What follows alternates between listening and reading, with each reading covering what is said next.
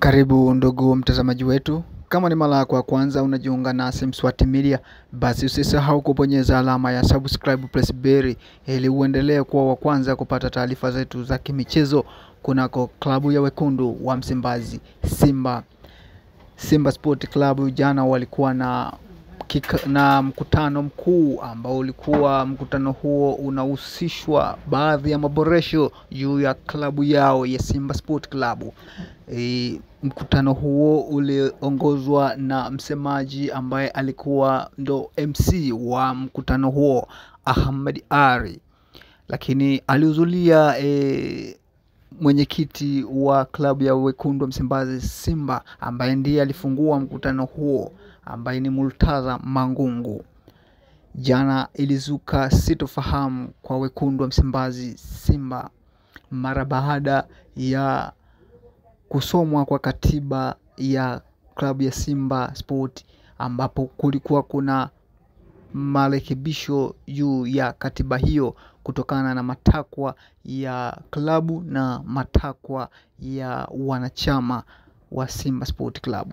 Lakini kitu ambacho cha kushangaza, baada ya kusomwa mahali ambapo kulikuwa kunahitaji mabadiliko, wanachama hawakuweza kupata nafasi ya kusikilizwa na kutoa maoni yao juu ya nini kifanyike, nini kiboreshwe, na hiyo ndo ilileta sitofahamu kwa wekundu hao wa Msimbazi. Ikumbukwe Simba Sport Club mpaka sasa ipo katika hatua za mabadiliko ya kwamba kutoka katika mfumo wa zamani na kwenda kwenye mfumo mpya, yani transformation. Hivyo Simba Sport Club na wanachama waliamini kwamba siku ya jana wangeweza kufanya mabadiliko makubwa na kuifanya klabu yao iendane na hali ya kisasa, maana hali ya uendeshaji ambayo ni ya kisasa kabisa.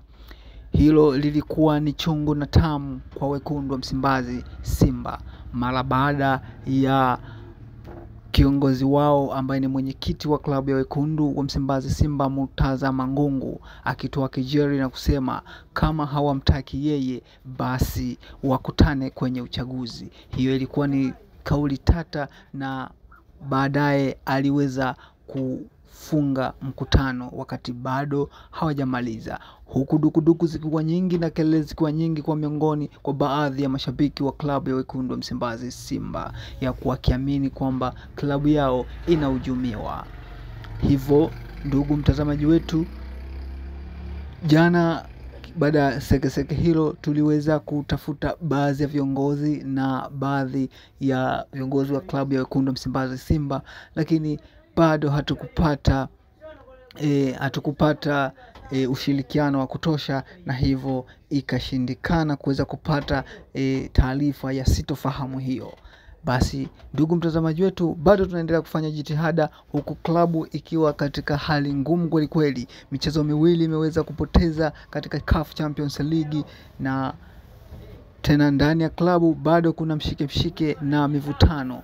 Basi ndugu mtazamaji wetu, endelea kubaki nasi kwa kubonyeza alama ya subscribe plus bell ili uendelee kuwa wa kwanza kupata taarifa zetu zinazohusu klabu ya wekundu wa Msimbazi Simba na hichi kinachoendelea sasa juu ya hatma ya mkutano mkuu na juu ya hatma ya maisha ya klabu ya wekundu wa Msimbazi Simba. Endelea kubaki nasi kwa kubonyeza alama ya subscribe plus bell. Usisahau kushare, kulike na kucomment. Asante sana.